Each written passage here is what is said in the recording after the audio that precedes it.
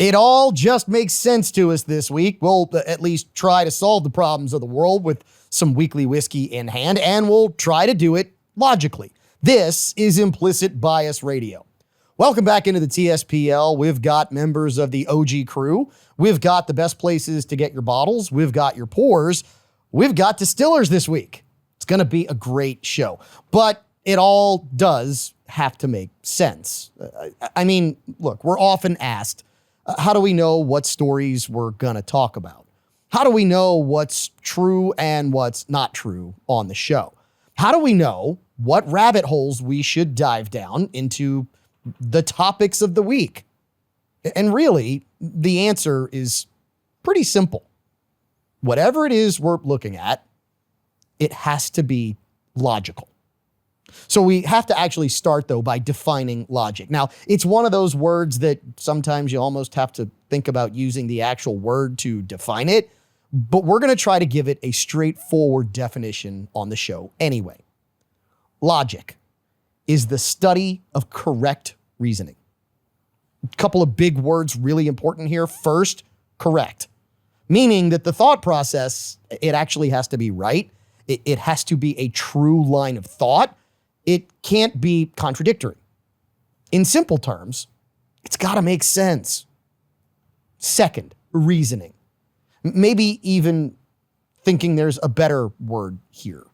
But reasoning works for this purpose. Why?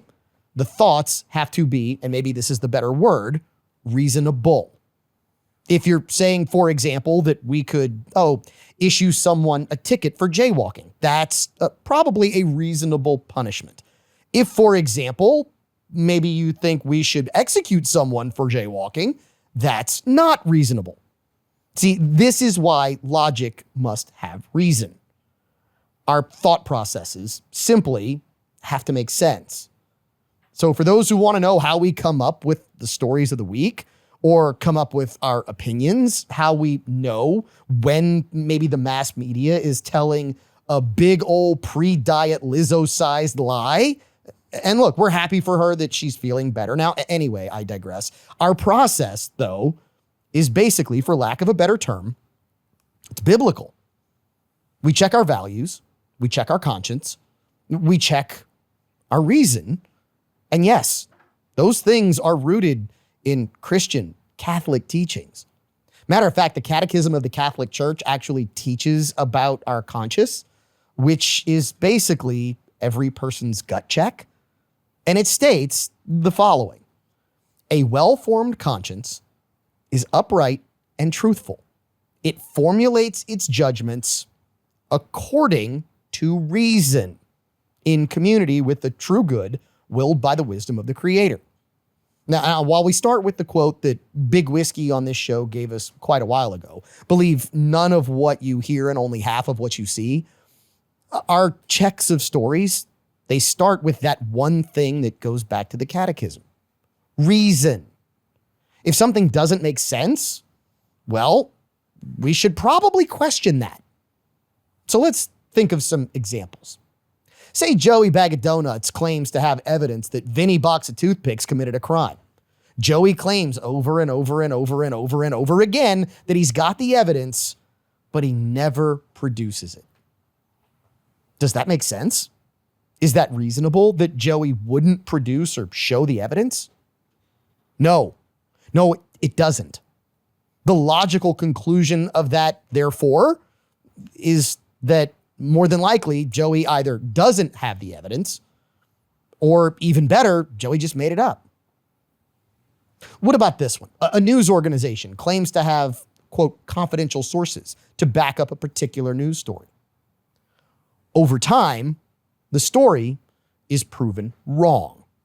Then confidential sources come up with another story and another and another and another, only for them all to be wrong.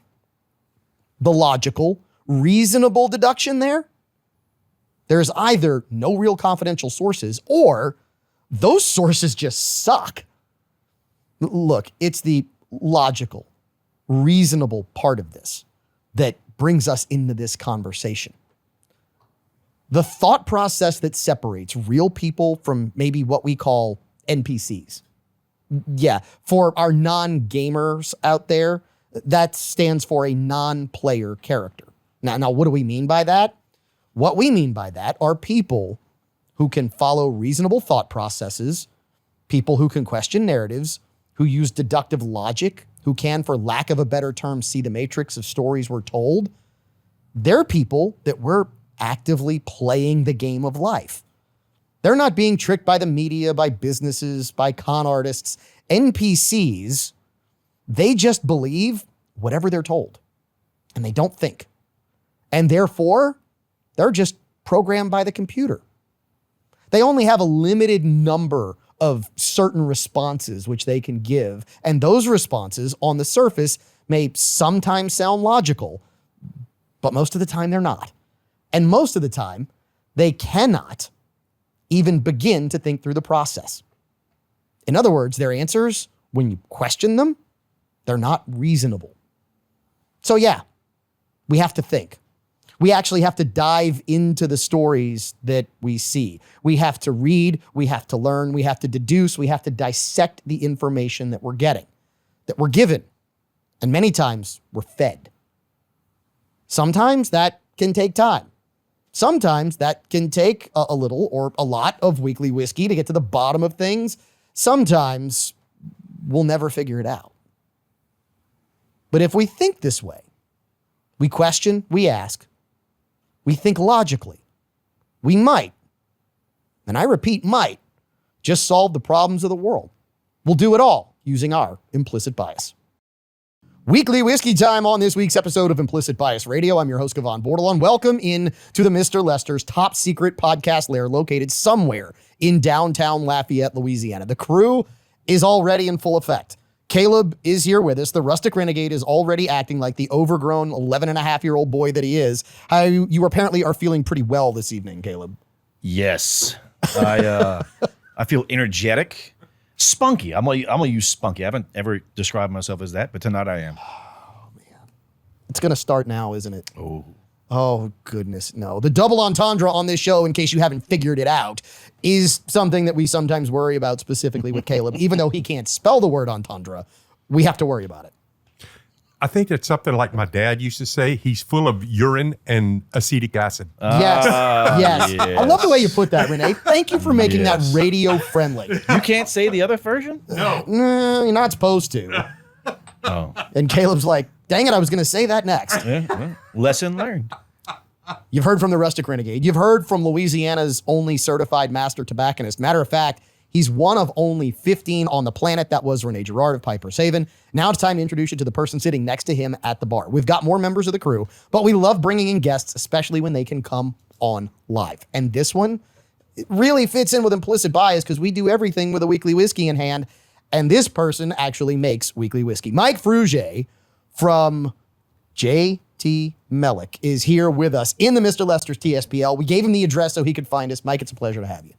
That's great to be here. And I wasn't sure I was at the right place. It is a top secret place for sure. Yeah, we do our best because you never know when somebody might come looking for Walker because they've got a paternity suit or something like that, or they're looking to serve Caleb with papers. I'm kidding. Walker, and please tell your girlfriend that is a complete joke unless she... Anyway, Walker, how are you this evening? I'm doing great. How are you? I hope you don't mind us bringing you back into the show, even though you're not on I like camera being back anymore. in this show. Well, good, because we like having you back here. Okay, so let's talk about our weekly whiskey, and let's start with what we have actually on the table. I don't even know if you can see this one. Oh, I apologize. It's my fault. We're going to bring this over here so you can see the bottle. But in order to see the bottle, that's great. We want you to talk, or we want us to talk about the bottle. And in order to do that, we got to find out from Mike Frugier about this bottle of J.T. Mellick, number 625. Tell us about this J.T. Mellick, Mike. So that is our original small batch version, which is my favorite version of our whiskey. We came out with that 2022, May of 2022. The 625 means that that's batch number 6 of this year. It's not even released yet. Okay. Sitting in our warehouse, about to go out to various places throughout Louisiana, Arkansas, and Texas. That whiskey is 96 proof. One thing about our rice whiskey, it's so light and so smooth. That's an overused term, but I don't know a better one. That we, our base whiskey is 96 proof, which is quite high compared to a, pick a bourbon. So you know. one of the things that I love about this is that for those who might be listening outside of basically where we are or where we're based out of, which is Lafayette, Louisiana, they might not realize that Louisiana has something that is incredibly unique to the whiskey world. It is a rice whiskey. It's finished almost like a bourbon or an American whiskey, but it is a straight up rice whiskey, correct? Yeah. So, I mean, the backstory on all that, we didn't set out to be a distillery. We set out to it sounds cliche, but it was save the family farm. That's how this got started. Not immediately, but generationally. Okay. So, I don't want to get into agriculture, but if you pay attention, it keeps consolidating. And I wanted our kids and grandkids to be able to do something. And I was in a good position to do it. And we started looking. And somehow I became aware that there was no such thing as an American rice whiskey. Never been done. It's never been done successfully. Okay. Commercially. Many people have done some. Rice is the most distilled grain on the planet, but they don't make whiskey out of it in the American style. Well, let's say you've got Japanese sake, which is rice wine. Right. You got lots of things. People, every time at some level I thought when we started this, rice was going to be an advantage. It's actually kind of both. It's a disadvantage because you got to kind of get past the rice in a lot of cases. People go, wait, rice? No, can't be good. And then they sip it and they go, this is rice? You kidding me? And so, I don't know how deep you want to go into this, but we started doing research, got lots of help, lots of key guys along the way, all bourbon people. Nobody knew anything about rice. And the best advice I got from a guy who was formerly with Woodford was like, calm down, be patient. You got a good distillate, put it in a good barrel, and you're going to make good whiskey. Well, and that's really kind of the interesting thing about rice whiskey, or really any whiskey. You get distillate, but you don't know how it's going to be for a few years. You've got to sit on it, and you actually started with vodka in order to kind of prop things up, which a lot of distilleries do. Correct. Yeah, so that's a whole nother story. Probably don't have time for the vodka, but we can circle back to it. But I was a vodka guy before I started all this, and so kind of knew what I was looking for, and I found something very unique. But our whiskey distillate coming off the still is sort of amazing. If you go to a lot of bourbon distilleries and you compare it to our distillate, it's night and day. I'm like, well, dang, if it's this good coming off the still, what's it going to be like coming out of a barrel? And it really was an easy decision to go forward. If you've ever had any White Dog from some of these distilleries, I mean, some of it's the terrible. moonshine, and even if you go to Tennessee, you go around, some of those areas there, and you start getting some of that White Dog. You're right. It is not appealing to the palate. Let's put it. Right. Well, especially that a lot of the corn based, right? So it's overly sweet. You get the alcohol content with it, and it doesn't balance well. And the flavor I got when I tasted y'all's, it blew my mind, and everyone thought I was hilarious with how I described it. But really?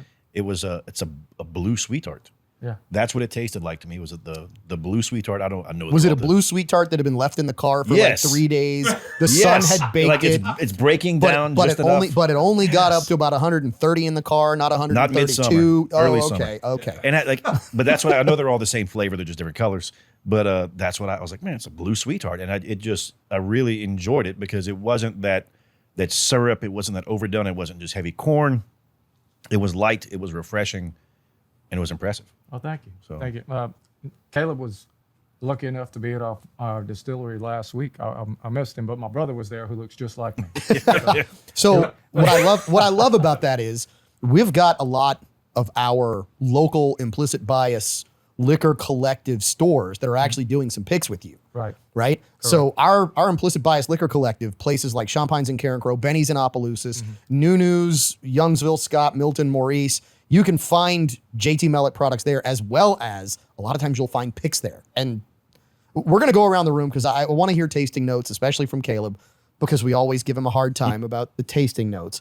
But I want to hear tasting notes from the crew on this particular JT Mellick at 96 proof, just their straight rice whiskey, right? Their original offering, because I think some people might be surprised when they hear these tasting notes.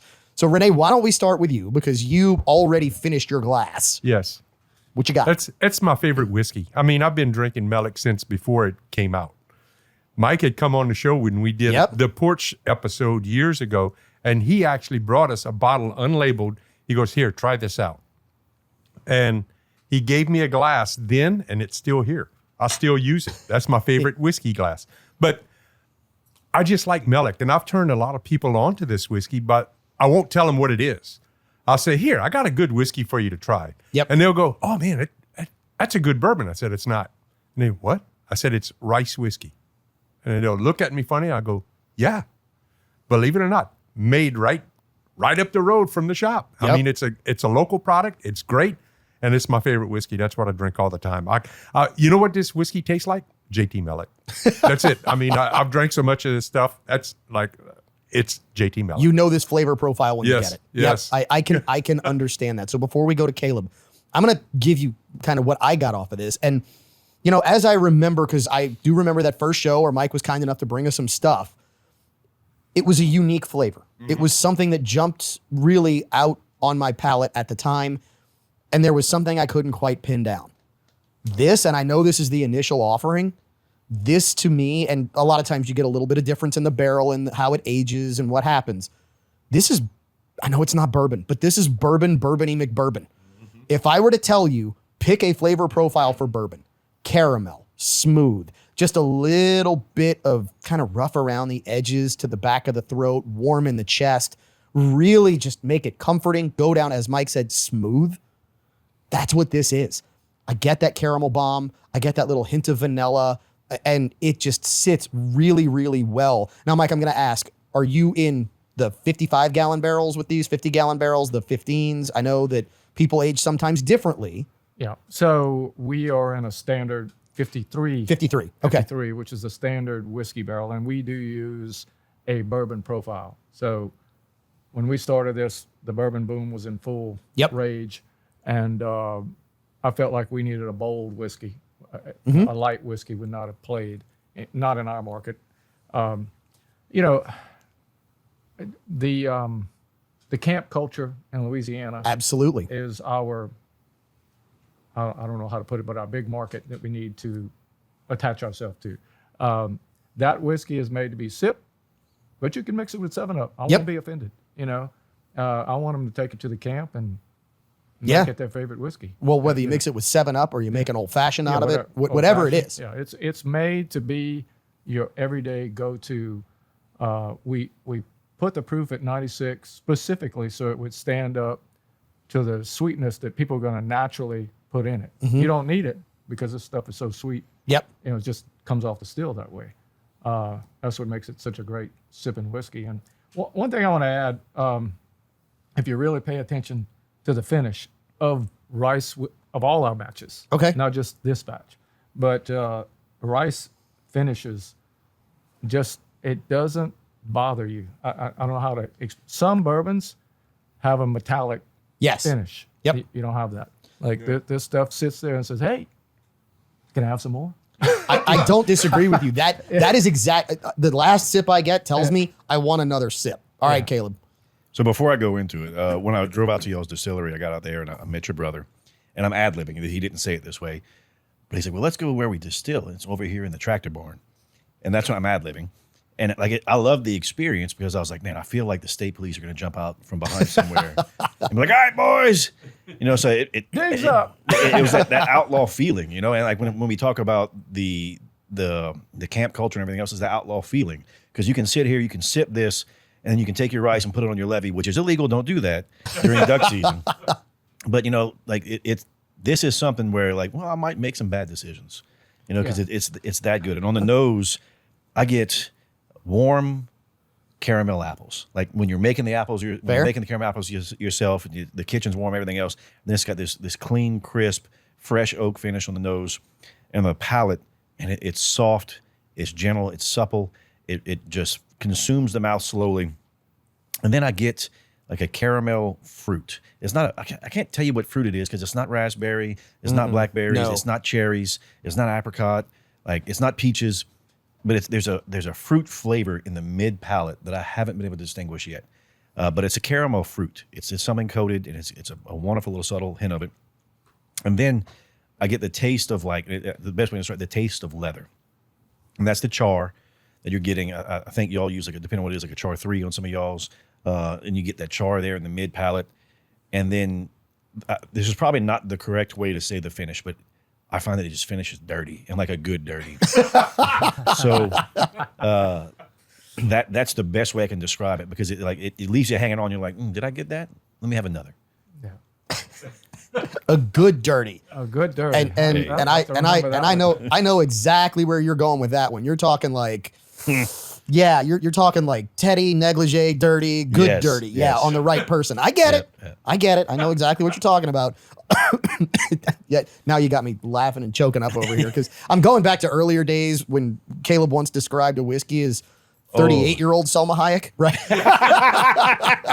Yeah, Caleb did that. And it was very good. Don't get me wrong. I don't know that it was that good. Anyway, so yes, I absolutely get the caramel on this. The nose is beautiful. It is smooth. And Mike, to your point, the finish is unlike anything I think I've ever had in any other type of whiskey because whether it's a rye, whether it's a bourbon, there's always that opportunity that it can finish a little over rough. This finishes almost too easy because that next sip becomes easier and easier and easier, which means it can be dangerous. Yeah. That's depends on how you look at it. Yeah. Sometimes that's a negative because people are looking for that bite. Sometimes. Personally, it's just, I get this question all the time. So what's your favorite whiskey? That's like a dumb question. But it is my favorite whiskey. I mean, that actual, the 96 is my favorite version of our whiskey, except maybe what we're about to try in a couple of minutes. Yeah. I'll save that for later. No, But, I appreciate that. This is fantastic. And I'm so glad you brought it on the show and you came on with us because it's been a couple of years right. and we go through a lot of whiskey. Yeah. And when y'all first tried it, it wasn't done yet. That was Correct. That was a 3-year-old whiskey, and it was good, but it wasn't great at that time. And so I'm really excited to be. I know, but I'm really excited that the timing of this couldn't have been better. Because we got some new stuff coming out. Outstanding. Caleb had just been to the forum, so everything's fresh.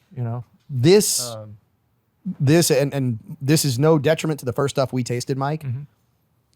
I'd forgotten how good the liquid was until I tasted this. Because at 96, I'd sit here and drink this all night long. Now, I obviously wouldn't be driving anywhere at 96.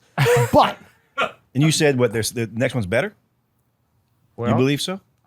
Okay. We'll let you decide. Walker's giving me the 1-minute finger. So here's what I'm going to do. We're going to go around. We're going to rate this real quick. We're not going to play what would you pay for this for the what would you pay championship belt. What we are going to do is put this on the Morse Whiskey rating code. Red, I wouldn't drink it even if it was free. Yellow, only if it was free. Green, I would buy this. Blue, I would seek this out. Go ahead, Renee. I know what color shirt you're wearing. Yep. It's going to be a blue, and I don't have to seek it out because I keep it bottles at the shop, and I know people that can keep me supplied. Yeah, there you go. Mike, we know where you would rate this. So, Caleb, what about you? To me, this is a green. This is a great gateway. It's a great way to get into it. The flavor's right there. I think that's right where this belongs. I would love to say that I can sit on this as a green. I can't. I've got to go blue on this one for this one reason. It is so easily drinkable. And I'm not doing that because Mike's sitting here on the show. Literally, I can't lie, I'm kind of surprised at just how good this is again because it's been a while. And we go through a lot, but this, man, you can give it to someone who drinks a lot of bourbon, they'll love it. You can give it to someone who doesn't drink a lot of bourbon, they'll love it. Yeah. That's why, to me, it's so unique. All right, Walker, again, is trying to give me the finger. I'm going to tell him that, yes, we're going to take a break. We're going to come back. We're going to dive into some of the stories that you need to hear that you're not maybe going to find in the lamestream media. We're going to bring in another member of the crew before we come back because we've got more JT Melix that we are going to dive into on this week's episode of Implicit Bias Radio. It's all got to make sense on this week's episode of Implicit Bias Radio. I'm your host, Kevon Bordelon. We've got members of the OG crew. We've got new members of the crew here in the Mr. Lester's TSPL, which, by the way, Caleb, what is the Chef Willie special at Mr. Lester's this week?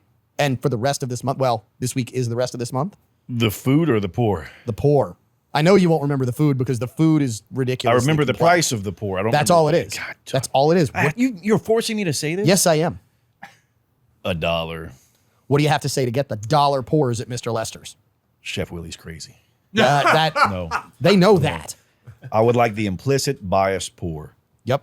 Like it's just, he's off his rocker. He really is. But he is enjoying pouring Mr. Lester's whiskey at $1 for your first pour if you mention Implicit Bias Radio. And I know quite a few people have already gotten the implicit pour. And Chef Willie, don't go check. It's never fingers this way. It's fingers this way.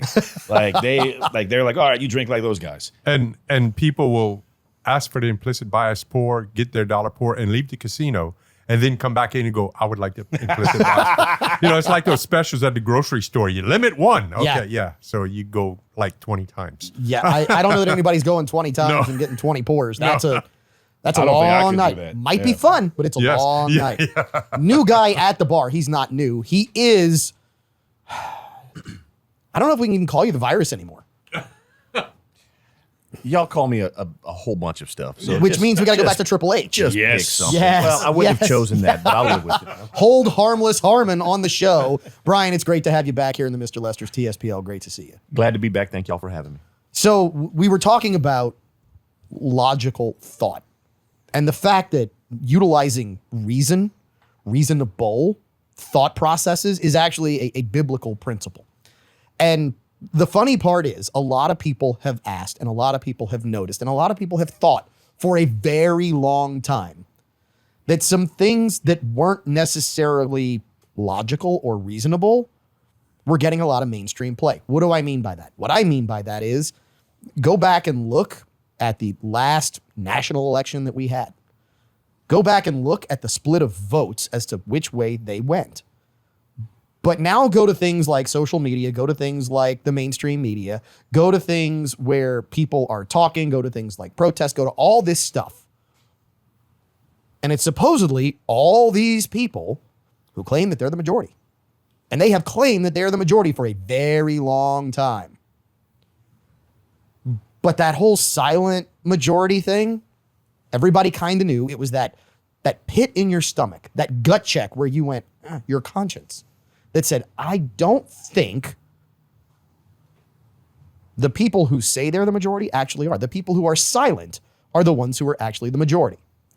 So what did we do? We looked for a way to logically think through and say, okay, how would you create a faux majority in this country? And guess what? There's a lot of ways. So we're going to start here. We're going to start with an article from Wired. Now, this is a really interesting article. Please don't believe us on this. Go look this up. Wired allegedly got a copy of a transcript and a contract that was put out to influencers on one side of the aisle. And let's say that the color of their political party would match Renee's shirt. Somebody can show what that is. Here's the really interesting part. They're both wearing blue, actually. Yeah. Oh, this is true. So if you don't know who Renee is, you still know that it's blue. Yeah. That's fine. Here's the really interesting part. The really interesting part is these influencers had a significant number of criteria to, number one, meet before they would, number two, get paid and paid well. So the criteria was they are not supposed to talk about it. They are not supposed to even hint at the organization that was running this influencer program. And they weren't supposed to talk about the political action committee that was basically paying for it all, which is a really interesting concept. Imagine being a social media influencer and getting paid as much as $8,000 a month to speak positively and write positive things about one political party. So let's start there. This is my shock face. To the crew, anybody else shocked that this is happening? Oh, Renee grabbed the mic. I knew this was coming. Well, to start with, influencers is a problem. If somebody doing a video that, especially if they're going to sit there and talk about certain things that they're getting paid for, they're considered an influencer. If that's going to influence you, you're very weak-minded. I don't disagree. You don't think for yourself. You don't need somebody shooting a video wearing fancy clothes or wearing the latest things and that and talk. That's just stupid. You just slapped in the face like 81% of the world. Not our listeners. Not our listeners. But everyone Well, else. He just- look, he if just described- 81% of the world are influenced by that, we are definitely in trouble. Well, you just that's- described, that is no longer the minority then. Renee, you just described an NPC. You just described a non-player character, somebody Yeah. who doesn't think for themselves. Yeah. They are just doing what the computer or the Matrix tells them to And then do. the computer makes those numbers up to show that, oh, look, it's 81%. And I doubt very seriously it's Well, 81%. But that's what people want now is they want to be told what to do, not be taught how to think. When you look at public schools, you look at your typical job, you look at your tax code, everything else, we make it so complicated that what's easier? Well, Brian, just tell me what insurance I should get, yeah. right? Yeah. So hear me out. The first group that was putting this together is called Chorus. Don't say words don't matter. Think about chorus. What does chorus mean? What does a chorus do? Repeat. They repeat. What else do they do? Auto tune. No, I You're close. They sing in harmony. Right? Oh, is that why you asked Brian Harmon? No. Anyway. You saw that pause? It took him a second. He got it though. Yeah. Well, his last name isn't Harmony. It's Harmon, which has nothing most to do of with it. You can't spell harmony without Harmon. Dear Lord. Please. But no, I get what you're saying. Yeah. I get what you're saying. They want you to chant in unison as a group. Correct. In other words, sheep march this way. Exactly. They are funded by an organization called the 1630 Fund, which is really interesting. Everybody, I say everybody, a lot of people will know who Data Republican is. Data Republican is a Twitter handle. She is, I believe, deaf or she's mute, one of the two. She's definitely physically challenged. She's busy. I know that. But when I say she is brilliant, she is basically a brilliant data analyst whose knack in life is figuring out connections between organizations. Data Republican says that the 1630 Fund is tied to a very big NGO, non-governmental organization, that is run by, anybody want to take a guess who? The Soros Foundation. Bingo.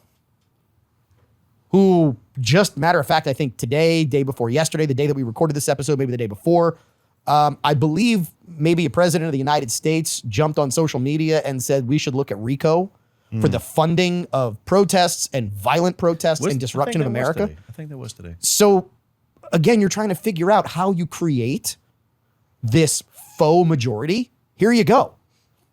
Chorus, gathering social media influencers, paying them from the 1630 Fund is how you make people think, oh, we're the majority. Look, you offer the average person $8,000 a month. And look, that's the high end. I don't know what they were making, right? Some people were paid as low as $250 a month, depending upon your followers. Yeah, and look, if you have nothing and someone offers you $250, $500, $1,000, $8,000, okay. Look, I love this brand toilet paper. I love this. Single ply is the best way to go, right? I disagree. Well, not me. I mean, not me. I personally. disagree. Bidet Yeah. is absolutely the best thing you can do. Oh, We've had yes. this discussion. Yes, 100%. But so people are for sale. There are people out there that are for sale, and you have to differentiate and distinguish between those that are independent and those that are bought and paid for. Are you saying that there's people out there that are whores? Yeah. Okay.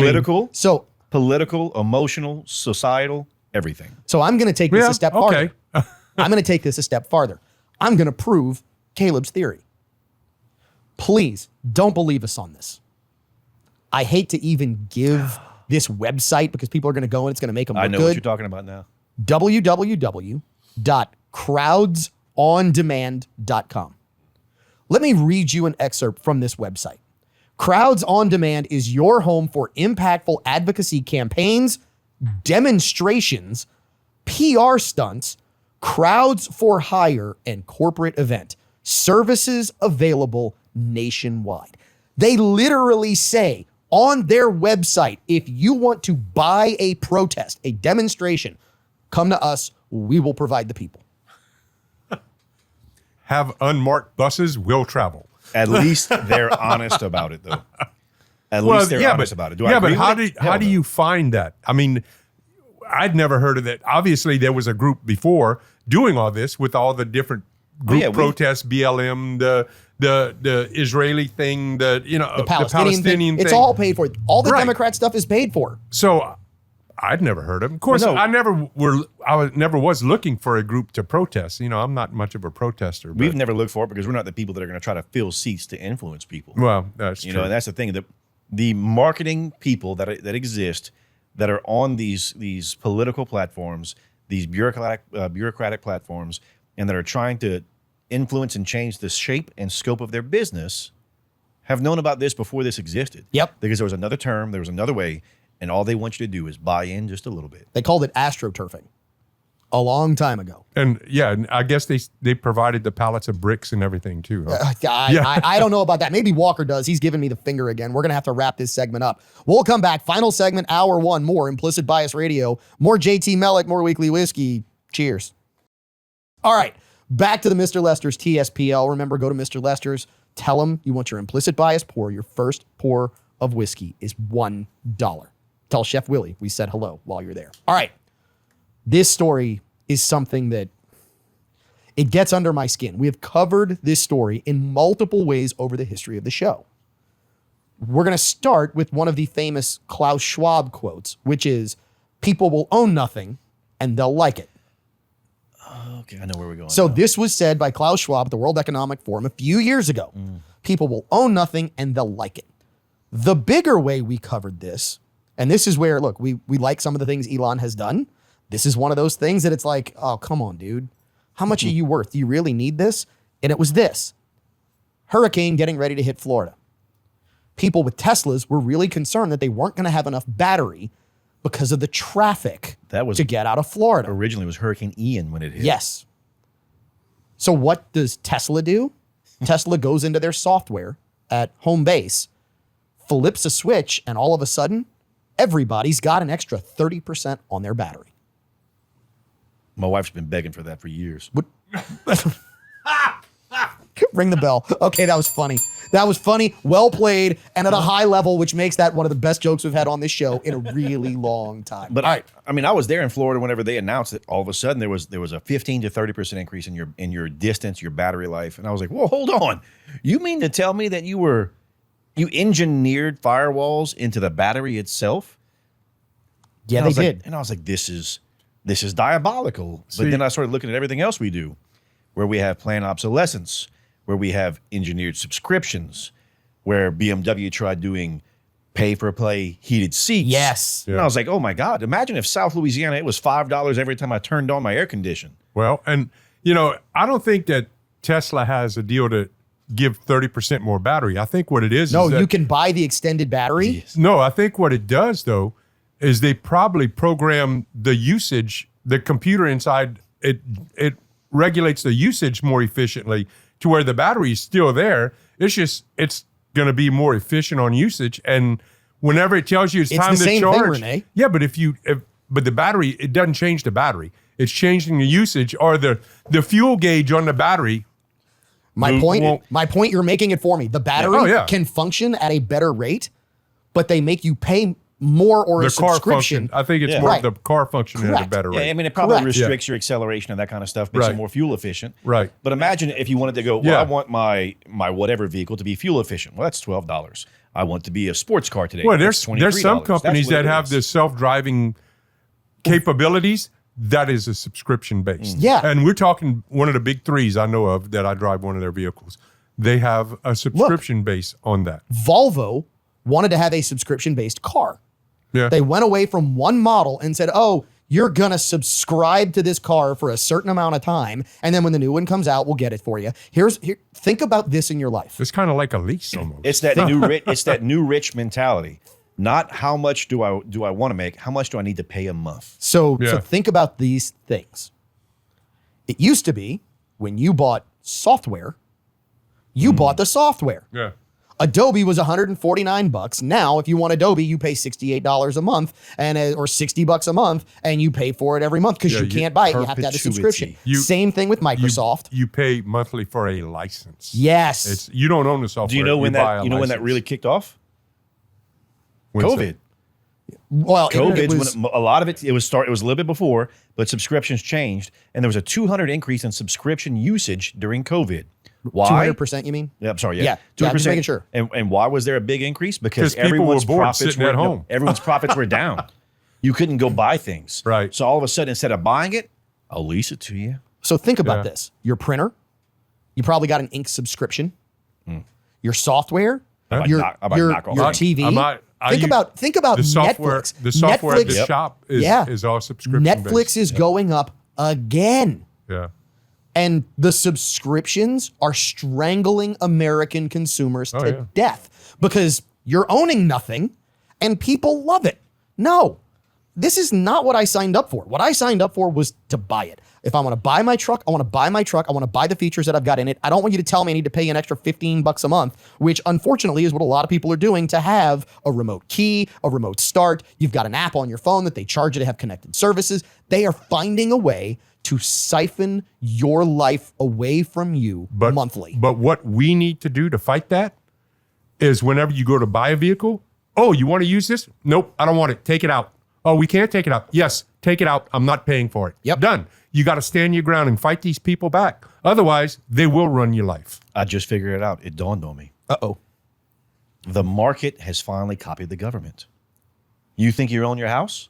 You don't own your house. You think you own your land? You don't own your land. You think you own your family? You think you own anything? The government will tax it, take it, and touch every part of it for the rest of your life.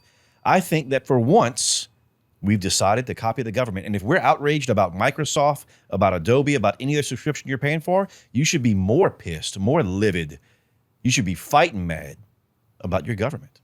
Speaking of fighting mad, if you want to go down this rabbit hole, the most disturbing part of all of this was a staple American brand, John Deere, and what John Deere did to is farmers. Forcing the farmers, the people that grow our food.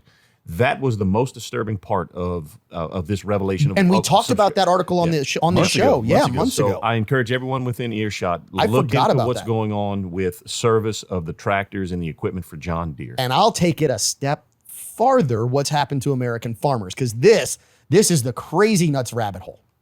If an American farmer doesn't have heirloom seeds, they buy their seeds from a big seed company. Why do you think we have seedless watermelons?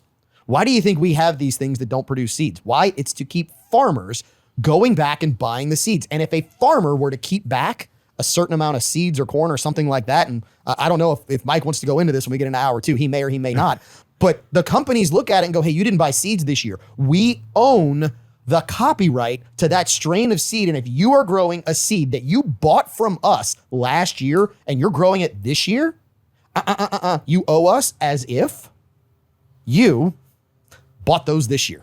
It's insane that a farmer who buys seeds apparently doesn't own the seeds. See, and I always thought that seedless watermelons was so we didn't have to spit the seeds out.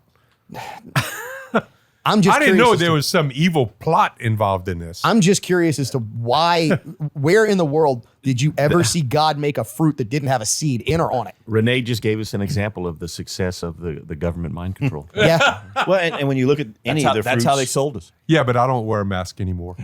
I'll never put a mask on again. You said again, I never put one on in the first place. Good. Now you look at any of the fruits, any of the vegetables, most of the food we eat today is not what it was meant to be. A carrot is not a carrot. Oh, no. You know, the grain of rice we have today is not the natural Look grain of at rice. corn. There's so much done to it. Corn, the cob It's horrible. You have what almost they've no done cob. and The changed. original cob was very, very much larger.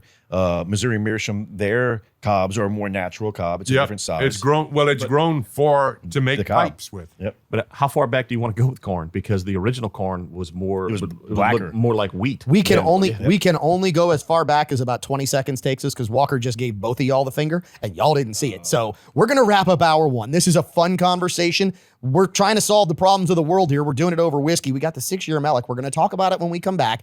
And if we're lucky, we might get that 118 proof that's sitting on the bar, only if we're good on this week's episode of Implicit Bias Radio. kicking off hour 2 of this week's episode of Implicit Bias Radio. I'm your host, Kevon Bordelon. Do us a favor, if you would. If you want to see what we look like, I'll apologize for myself right now. I will also apologize for Caleb. No need to apologize for Renee. Renee is an Adonis, just so you know. I'm a delight. The crew here in the Mr. Lester's TSPL, you want to see what we look like, go find us at YouTube, search Implicit Bias Radio, find our channel, please like, follow, subscribe, watch the reels, catch the moments, watch the whole show. You'll find weekly whiskeys like we're about to dive into here in hour 2, where it's always more fun because, yeah, we've had more weekly whiskey. All right, so we're going to jump back in, and we're going to start, Mike, with you because Mike Frugier, owner of JT Mellick, is with what did I miss, Caleb? It's a continuation of before we started recording. Is that you? Oh, yeah, this is me. Yeah. That's me going off. No, at least, and I know to claim that the ding from the text is my phone, not Renee going, that's not me. That's not me. That's you. It was the best version of Who's on First that I've ever seen happen in real time. In real life. All right.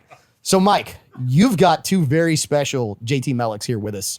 We started with just your normal offering, right? The baseline JT Mellick, the original offering at 96 proof. We then graduated to the one that's on the bar with you with that beautiful gold label, that gold and blue that is just so pretty.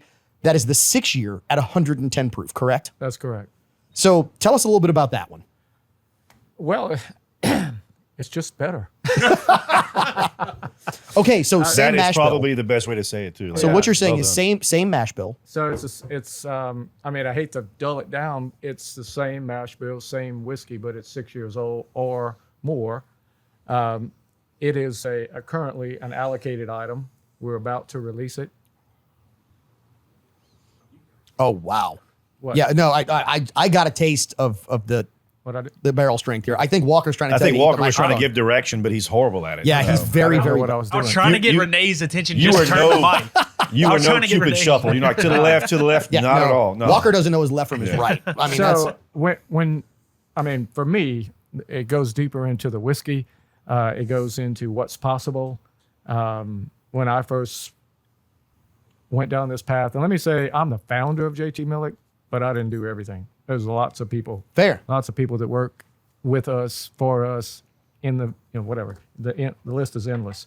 But one of the first questions was, can you even age whiskey in Louisiana? Yeah. How long can you age it for? Nobody. How long can you age rice whiskey for? We still don't know. We're still on that journey, but we know it's at least 6 years. Okay. And as a 6-year-old, again, I know I'm gonna get judged at the end of this. No, talk, it's fine. So no, we're all gonna get the colors and all that, but that specific batch, 625, I think is the best batch of whiskey that's ever left the distillery. Okay. And that's saying a lot. Yeah. There's a couple single barrels that were better for my personal palate, but I can't. Yeah, I'd like y'all's opinion on it, of course. Oh, don't worry, we're going to give it. Trust me. If there's one thing we're good at, it's giving our opinion. Yeah. So, but whiskey gets better in a barrel. Absolutely. Until it doesn't. Yep. And we're looking for when it doesn't, and then that's going to be the end of that journey. And to your point, so for those that don't know, sometimes if you leave whiskey, I mean, bourbon, for example, if you put it in a barrel, a lot of times when it hits 18, 20 years, it starts tasting like too much of the barrel. Yeah. It doesn't taste like good whiskey anymore. It tastes like a burnt piece of wood in your mouth, and that is not a pleasurable taste, just so most people know. Yeah. Last winter, we released a very limited release 30-gallon deal. It was called the Legacy Edition. We got 3 barrels of that left that we're going to keep another year and see what happens. That's more of a test thing to simulate much older whiskey to see. But this sidebar into the history of whiskey, brought over by the Scots. Yep. There was a revolution fought for freedom, and then there was another revolution fought for whiskey, and then, they all moved out. All the guys moved out to the Ohio River Valley. They grew corn. They ate it. They made beer. They distilled the rest so they could trade with it. They put it in barrels, and they shipped it to New Orleans. So I figure most of it aged in New Orleans, so I thought we had a chance. No, I'm with you, and I'm curious to hear, Renee. Let's start with you on the 6-year, because the 6-year, I've got some notes on. Yeah, I've never had this whiskey. Like I said, I've drank a lot of Mellick. I've been a big fan of Mike's whiskey ever since before he released it. I've had the blue label. I've not had the gold before. I like it. Even though it's aged longer, I find it tastes very similar to the regular strength, even though it's a higher proof, but it's smoother. And I guess that's with the higher proof and the extra aging. The only problem I have with this whiskey is that it's an allocated product, so I probably won't be able to get some when I want it. Oh, please. The regular it's not Mellick, like you don't know somebody. well, yeah, but the regular Mellick, I know I can get that anywhere around here, and it's available. It wasn't when it first came out, but it is now. This stuff, I'm going to definitely look at that one. Caleb, what are your thoughts on the 6-year? So the blue, and this is probably not the right way to describe it. The blue is like driving a V6 Mustang. When Right. you say the blue. The blue label, the standard small batch. No, you mean that one? No, yeah, the sorry, standard white small label, batch. standard White small label. batch. Yeah. Yeah, white label. Sorry, it's like driving a V6 Mustang, right? You're like, ooh, this is nice. It's peppy. It's got something. You go to the 6, and you're like, oh, now I'm driving a Bosch 302. It's the same suspension, everything else, but it just has more oomph. It's got a little bit heavier flavor. The smell is almost identical. The berry that I couldn't identify is actually gone, right? So it's heavy caramel, it's leather, it's oaky, it's smoky, and then the proof actually brings it out. The alcohol content is higher, but it brings out more flavor. It's more lasting, more lengthy. Yep. It stretches out the palate. Yep. So instead of that crisp, not even crisp, instead of that abrupt, like dirty finish that I was talking about, this one is more refined. I was going to say mature, right? Mature is a it is great way a to put more mature, not just in age, but in flavor. All across It the is- board. It is more mature. It is more dignified, more refined, obviously, because of the age. And I've got a metaphor that we're going to take once we get to the bottle so- that's sitting with So me. is So this with the 55-year-old Selma Hayek? I think We're not quite going there yet. I think the 6 year is more Huey Long, and the white label's more Blaze Star. The references on this show, you need to be an encyclopedia in some No, way, it's shape, not. or form. It's not Huey. It's Earl. Earl. Earl Sorry, and Blaze. Earl Earl K. and Blaze. So- Yeah. Thank you for correcting me. Thank you for keeping me classic. Here is the best way that I can describe this for the bourbon nerds that like us out there. You want to start with something that's really, really good. Start with the small batch white label that is very similar, and I'm not going to say similar in taste, but very similar in design to, say, Buffalo Trace. Same mash bill as a lot of the other stuff they put out, but it's their standard offering. It's wonderful. It's very good. It's delicious, and it works.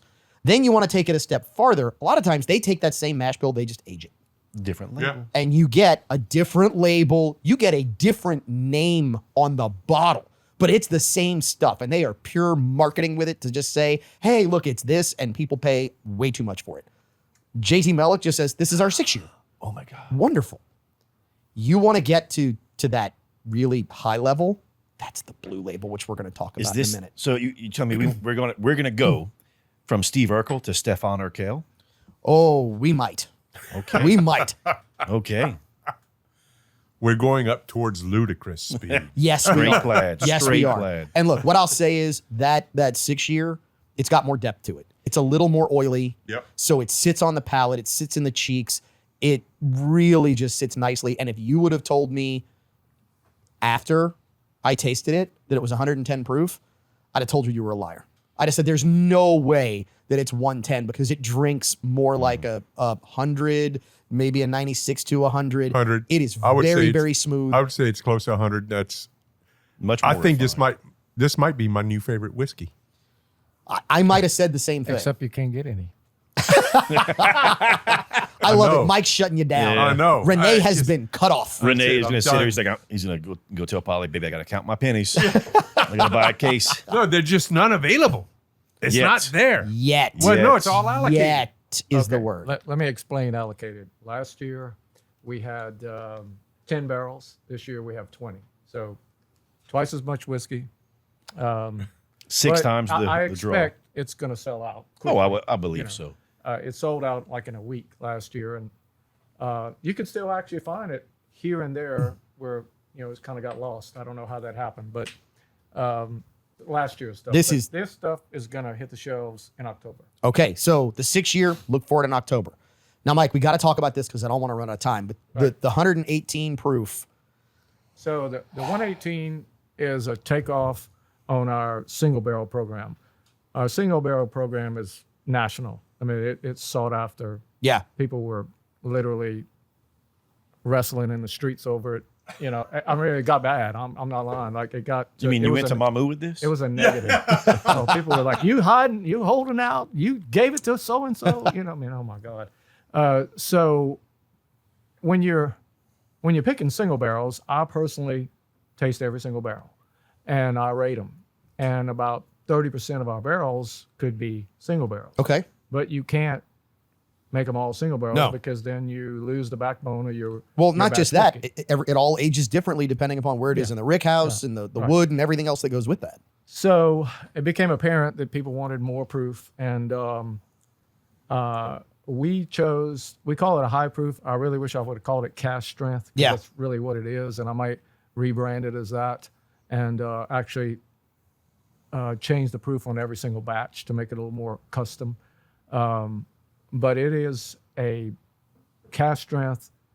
118 is the highest proof that we can consistently hit Okay. out of the barrel. Yeah. Some barrels come out at 118. Oh, wow. You know, So you're not having to proof them down coming out of the barrel sometimes.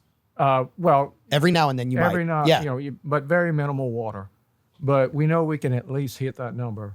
And, you know, it was more of a production thing than a, 118 is the perfect Yep. thing. Most of our barrel picks are in the low 120s. 120 point something is probably on Okay. average. 122. Yeah, 120. 122.5 Yes. is the number I'm trying to hit on the still. Okay. But you don't always hit that. Right. Because the still has a mind of its own. That's Yep. a whole nother story. Sometimes. Well, I mean, the weather, the got- humidity yeah, level. I mean, it everything. all. This yeah. goes back to Kavan missed a great time at y'all's distillery because it was delicious. We were having a fantastic time though in New Orleans, working on some Yep. people there, working with some people there. Our affiliate WGSO, we love being on, and we're gonna have some of that conversation come up in the future because Yep. we're gonna try and go to New Orleans and see how that works. awesome. So, okay, Caleb, you have this 118 in the glass. I haven't correct? tasted it yet. I'm sitting there smelling it. Renee, you do not have this 118 It's- yet, correct? No, but I have drank 118 before. Okay, This, so on the nose, I'm getting it's almost perfume. It's floral, it's crisp, it's clean. Now, and it's not a young perfume. This is like a dignified businesswoman.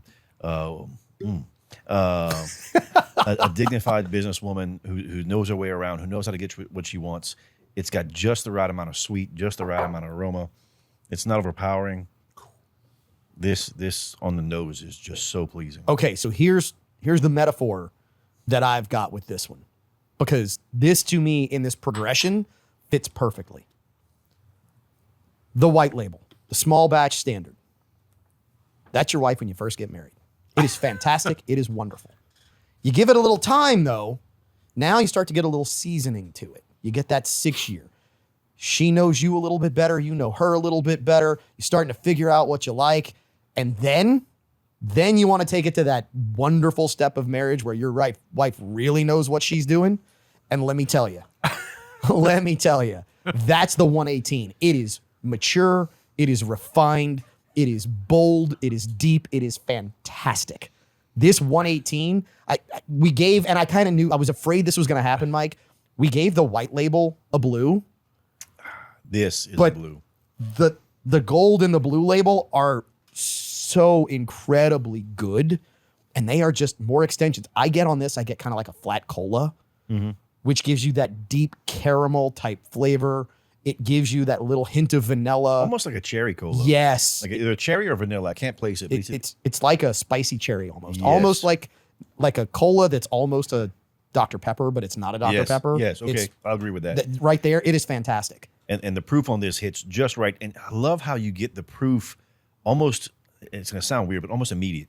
Normally, whenever it's a higher proof like this, you get in the mid palate, it waits a little while to show up, and then it's overpowering, but it's consistent throughout. You get the flavor and the proof in the beginning, and it maintains and finishes crisp and clean. This one is, this one's fighting in the streets. That's what awesome. I like. That's what this one is. All day, every day. My day is done. I got Caleb to love my whiskey. He brought whiskey. You can go now. No, look, I'm just, Mike, I'm so glad that we had the conversation and you offered to come back on the show because to your point, there's that biblical saying, it's hard to be a prophet in your own town, right? And we kind of discussed this a little bit. Absolutely. Because so much of the whiskey bourbon world got to, it's got to be allocated. It can't be easy to find. We don't want the stuff that's on the shelves all the time. We have tasted so many whiskeys on this show in the last 5 years. And I'd be hard pressed to find any bottle that we've had on the show that is better than the 118. And we've had some really good ones. I mean, it's in a very small handful where that one fits.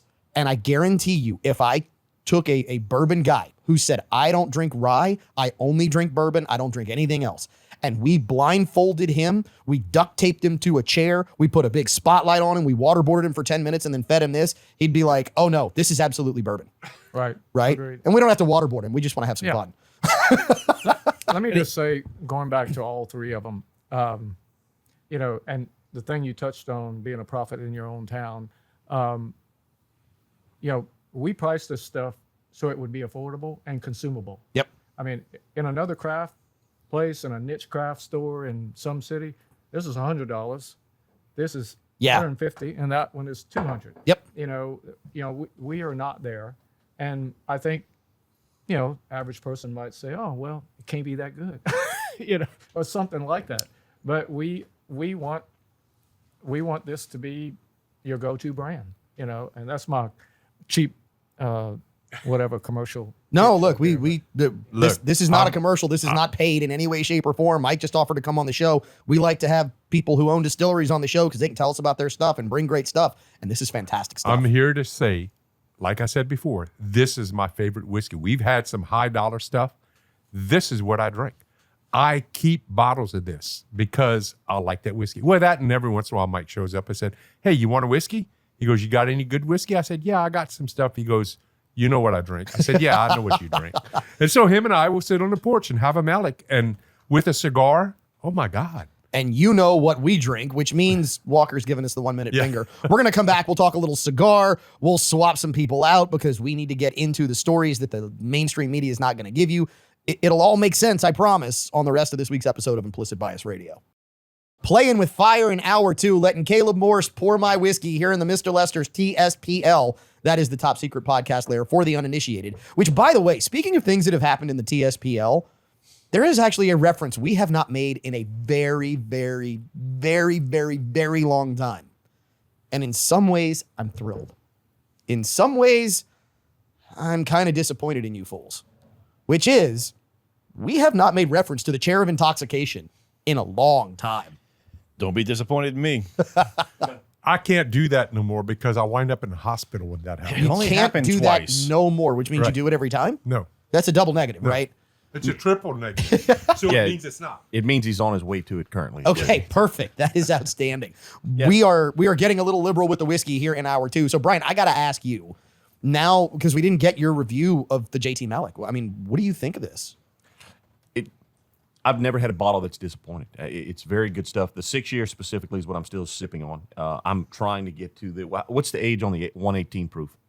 4. Oh, that one? No, I didn't look at that one. I don't know that there is a full age statement. Mike 4. is still here Yeah. with us. All right. It is 4? I'm looking forward to that. That's one. that is 4 4 plus. I was about to say, 4+. that is 4 years old. That is insane how good that is for 4 years. I never would have picked. I'd have said 8 to 12, but knowing how long they've been around, it wouldn't have made sense now that I say it. Yeah.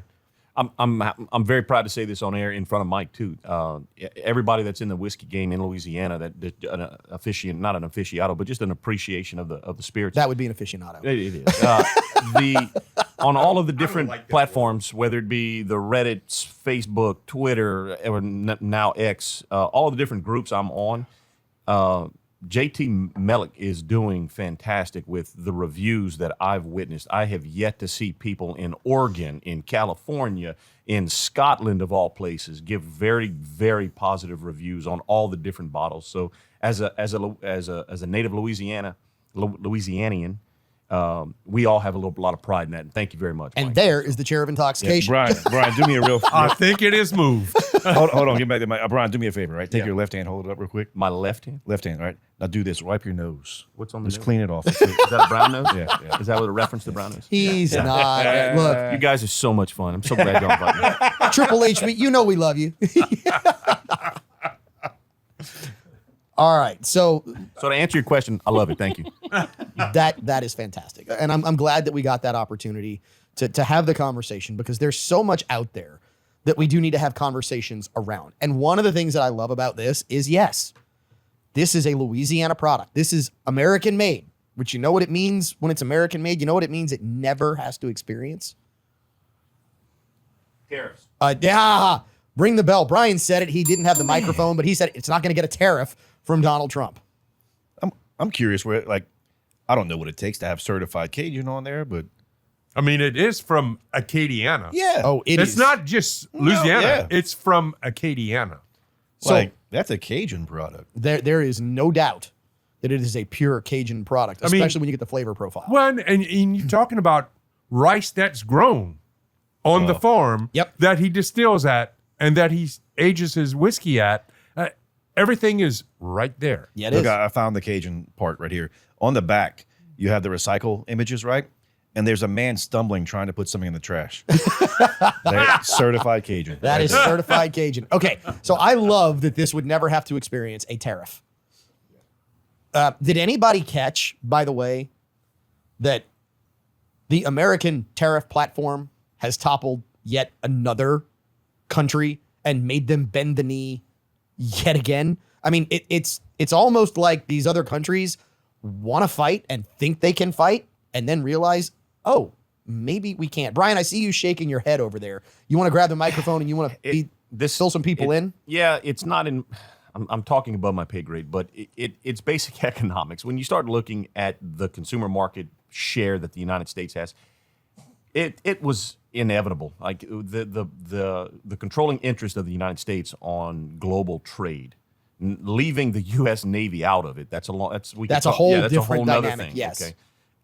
The outcomes are inevitable. They really are. The difference being is a set of testicles in the White House. Ring the bell. That Well, hello. that's going to make a reel, I have a feeling, because it's true. It is. And you didn't fill us in on what country we beat. We didn't need a Navy to beat this country. Our wonderful Canadians to the north. So, yes, Just the bald eagles flying over there, it was enough to make him run and hide. the really fun part of this is tariffs were laid out. And basically, it was a long, drawn-out story of, look, you don't want this. I believe that the term that those who are significantly younger than we might like to use is FAFO. And basically, the Canadians were told FAFO, and all we want are reciprocal tariffs. Yeah. And they said, no, we're going to start jacking up tariffs. I think they said, like, what you talking about? We're going to do it our way. And I am convinced they all know it's inevitable. What we see on camera on television is Posturing. posturing to save face. They are not ignorant to the facts of basic economics. They aren't. They're not in a position that they are and be ignorant to the facts of something so simplistic. You just have to look at numbers and you see who holds sway when it comes to this particular issue on the planet.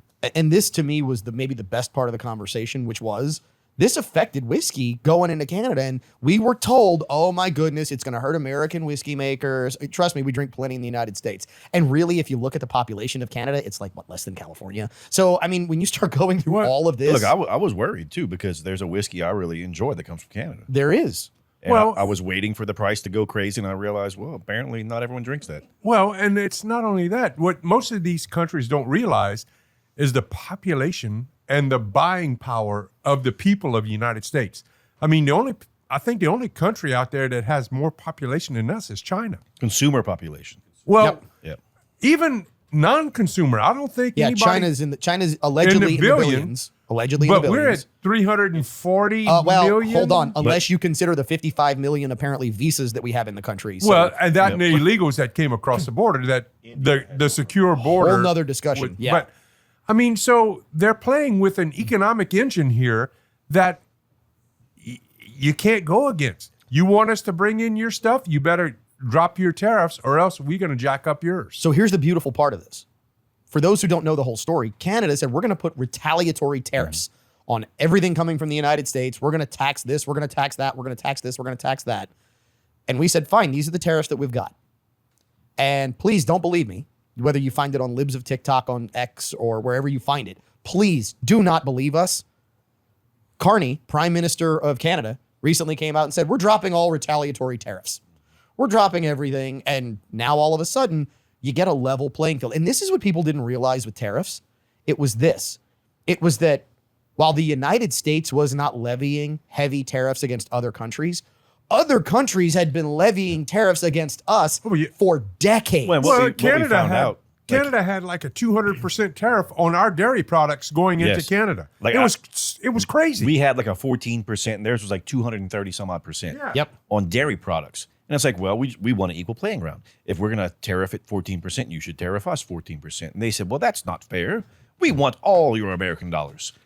And then all of a sudden, we're the bad guy? Well, it's self-imposed. This all goes back to the Marshall Plan, which was the rebuilding of Europe after World War II. Like, this was intentional. Yeah. It just went on for a very long time. And to just what Renee was getting to, no, we're not the second most populous, because there are 1 billion Indians also, and I think the EU outnumbers us as well. Yeah, but the EU is not a country. It's a bunch of countries. It's the robust middle class of the United States that is original, or it's not original, but it's unique to the United States. Nothing like the middle class in the United States exists anywhere on the planet other than here in North America. So that's all I wanted to say. No, that's a fantastic point, which is why the buying power here is so much greater than everywhere else, because the middle class American has way more buying power than those who are not elitists, whether it be in Europe or India or anywhere else, because you basically have the rich and the poor in a lot of those countries. I'm not saying all of them, not the EU, right? But the point being, specifically when you look at Canada, they can ship us a decent amount of product. We have the ability that if we just go to American-made products to basically put their export business out of business. Correct. And that was the problem for them. That's why these retaliatory tariffs, people were probably looking at them and being like, how is this working once it gets to the States? So what does Canada ship here? Maple syrup. Maple syrup, canola oil, and maple syrup. Canadian whiskey. Yeah. Yeah. That's it. And look, Canadian lumber. whiskey. They do lumber too. They do lumber. Oh, yeah. They do a lot of cedar and lumber. And oil. They got the shale, oil shale fields. Some Ford pickup trucks. Yeah. Well, yeah, not for long. You know about that. Yeah. Not for long, Caleb, because Ford just announced that they're moving a lot of their production back into the U.S. Well, so they don't have to pay the tariffs. Yeah. You know, that makes sense. That makes a ton of sense. That was the point of the tariff. Almost as much sense as Canada dropping the tariffs, and Walker, again, showing us the finger, which means we're going to come back. The penultimate segment already, Walker? I believe so. That is next on this week's episode of Implicit Bias Radio. 1 + 1 has to equal 2 logically on this week's episode of Implicit Bias Radio. Caleb, why are you shaking your head? 1 + 1 is 3. Nope, not on this week's episode. Why? Because we're thinking with logic and we're thinking with reason. No, it's 3. I'll show you later. Regardless, Caleb trying to make some sort of point here as he's well into the JT Mellick Weekly Whiskey on the show. Delicious. Yes, it is. It's delicious. At the bar, we have Louisiana, and matter of fact, one of only 15 in the world, certified master tobacconist Renee Girard, and Hold Harmless Harmon, Triple H here with us on the show. There's only 15? Yes. Come on. Yeah. Yep. I'll shake your hand on camera. 15. All right. So, Renee, before we get into this story, because this story is going to be fun, what cigar would you pair with these JT Mellicks? What cigar do you like to pair? I mean, I know you talked about one earlier, but what else would you pair with this? Well, I mean, pretty much everything in my humidor will pair with this. But I'll tell you what me and Mike Frugier smoke a lot with this. Okay. With these whiskeys. It's Crux. The Crux Habano. I've had one of those. The I'll Crux have one. Maduro. Yeah, one. You puked. Crux Habano, Crux Maduro. Excellent with these whiskeys. I mean, that's probably one of my favorite cigars with this whiskey. It's just not overly strong, slight sweetness, blends very well with these. Okay. Is that the guy that I met? Well, the rep was at the implicit birthday. Yes. Yep. Yep. The knife guy. Yeah. Yeah, he does like knives, and yeah. So he's our rep for that. So look, I can only imagine how a cigar would pair with this. Like this is so I good. wish I could have that right now. This is so good it almost makes me want a cigar. And I'm just not a big cigar smoker. No. This almost makes me want a cigar though. You're not a big to balance it out right now, are you? Actually, but there's a bad ask your wife joke here. I'm just not going there. Set him up and knock him down. I could resist. So dude. no, that's fine. Look, I know I'm 5'8" on a good day. I'm all right with that. What was the crux I smoked at implicit birthday? Was that was Habano? probably a Habano. Yeah, that was the one I was giving out. That would pair perfectly. yeah, with the yellow, this the 118. yellowish band. Yeah, Yeah, that great would be cigar. right on the money. Great cigar. Yep. You guys had cigars on birthday? You had to go outside. You were well- told when you came in because I told you. Yeah, because they won't let us smoke inside. So I was out sweating in the parking lot smoking cigars. you have to we go were having outside. a good time though. Yeah, you're like, oh, I want air conditioning. It's And so you, hot. and you know what I did before I went out into the parking lot to smoke my cigar? I went to the Melick booth and I said, hey, pour me a tall one because I'm going to be outside for a while. So that's what I drank. Okay, so from cigars and Melick to the things that must make sense. I'm going to ask a question here, and I'm curious as to your thoughts. Caleb, if you break the law, And get caught.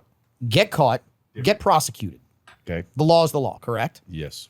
If I do the exact same thing and I get caught, should I also suffer the exact same consequences? The law should be indifferent to individuals and individual circumstances. Totality of circumstance comes into play, but the law should not care about status or stature. So this is really interesting because for the guys at the bar, for Walker here, if I was advocating someone being prosecuted for breaking a law, I should advocate anyone who breaks that law for prosecution, correct? Correct. So here's the question I have. Why is anyone, and I mean anyone, upset about the investigation into John Bolton? Don't even come at me with this one. If you were happy about the raid of Mar-a-Lago, about classified documents, if you said this needed to happen, if you said, oh, that's a great investigation, it's not political, blah, blah, blah, blah, blah, blah, blah, investigate, which actually we said on this show. We said investigate because if the law was broken, the law should be applied. If you are now saying, oh, the John Bolton investigation is political, you know what? Stick it. We don't care. You're not a serious human being. You're a partisan hack who's an NPC who cannot think your way out of a paper bag because you are only on your side, not the side of right or wrong. You are on the side of me, and that's a problem. Well, and something even more to that point, the Mar-a-Lago raid Yep. was against a former, now current president.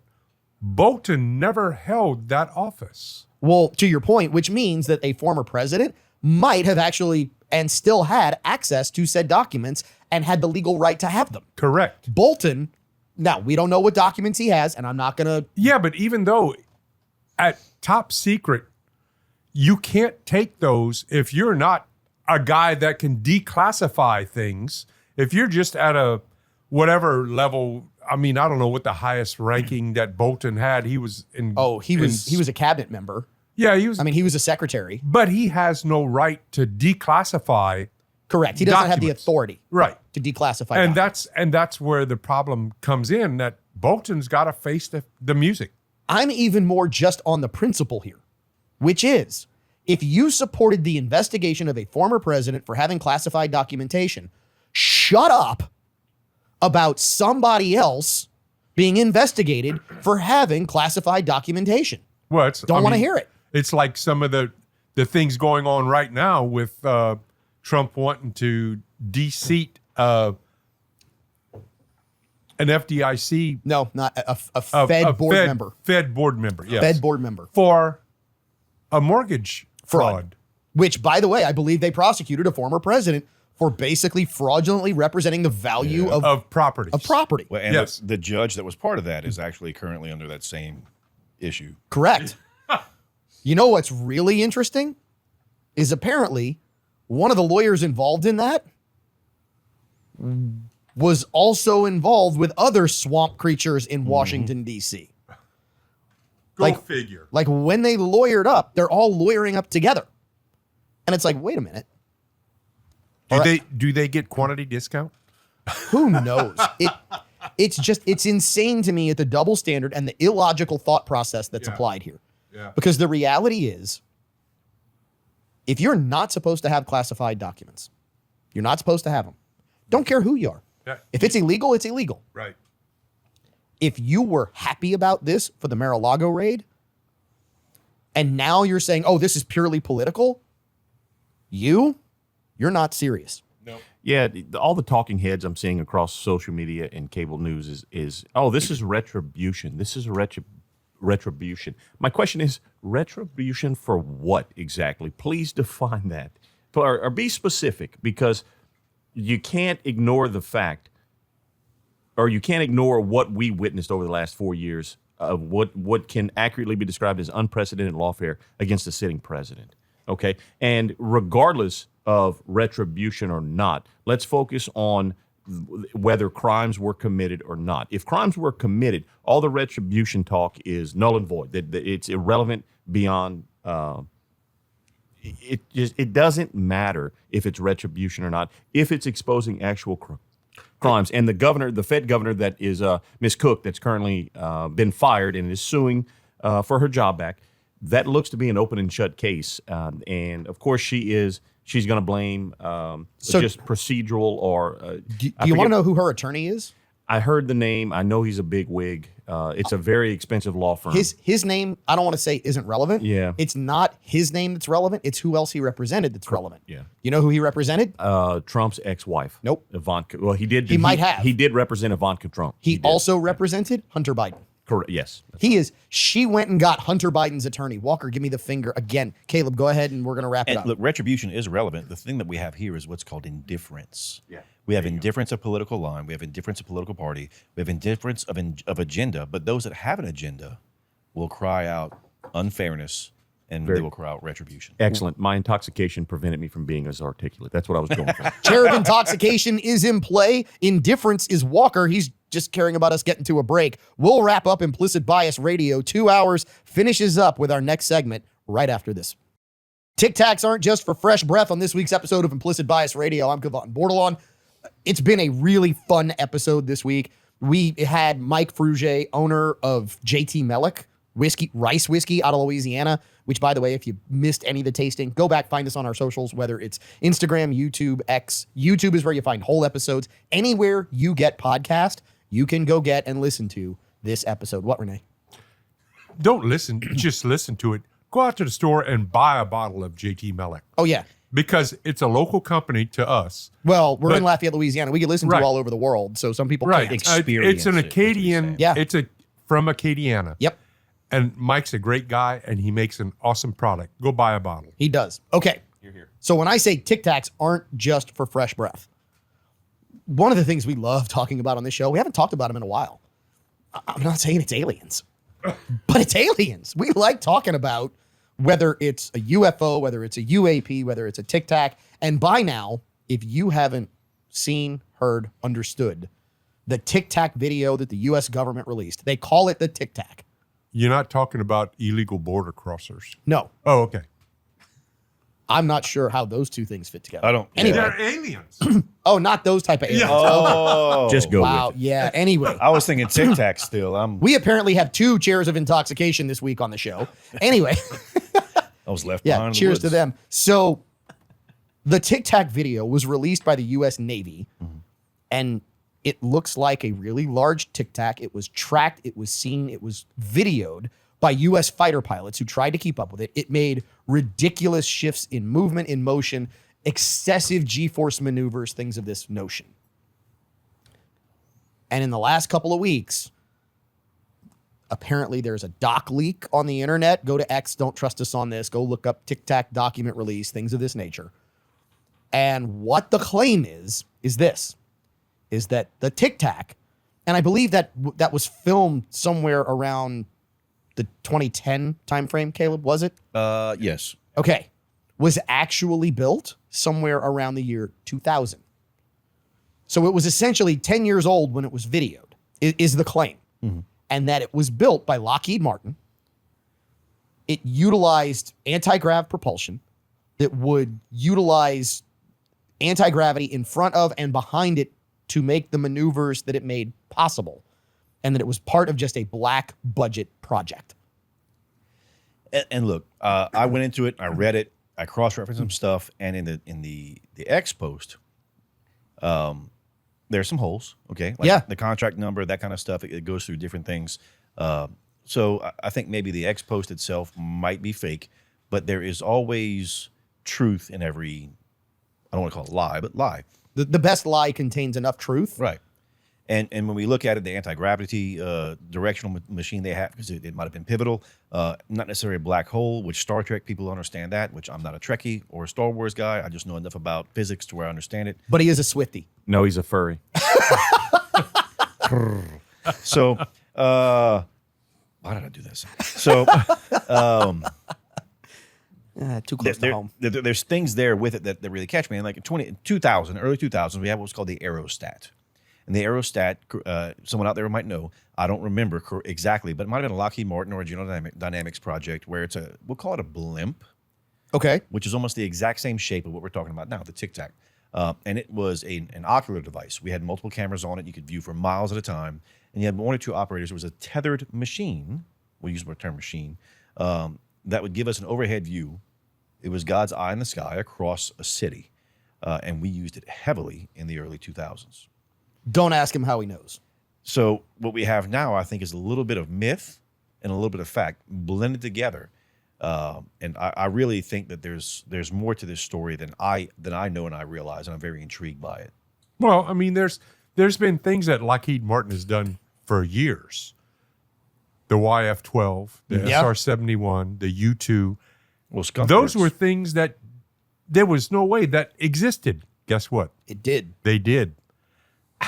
Who's to say that the Tic Tac doesn't exist? And I think what Caleb's saying is this story, there are some things that maybe aren't perfectly aligned. The Aurora project. There's the Aurora project. Yes. I mean, that you start Revell going, came out with a model of the Aurora when everybody was saying it don't exist. well, the SR-71 was discovered because a toy was made of it. yes. That's how people figured out that it was a real plane, because somehow some toy maker put it out there and was able to put it in the Aurora.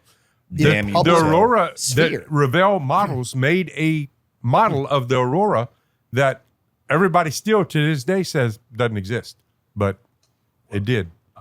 I think the Aurora project, which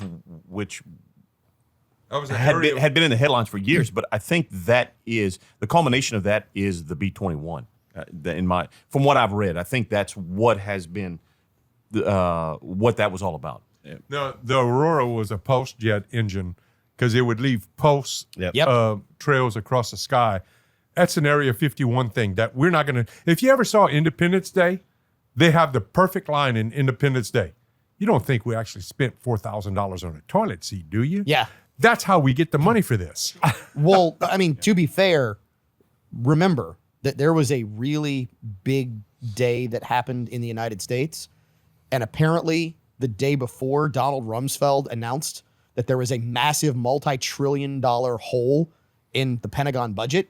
And the next day, everybody forgot about it because Donald Rumsfeld admitted, and I'm not saying these two things are connected. I'm just saying this happened. Donald Rumsfeld on September 10th, 2001 said, we've got this and we're going to hold a press conference on this. We know what happened on September 11th.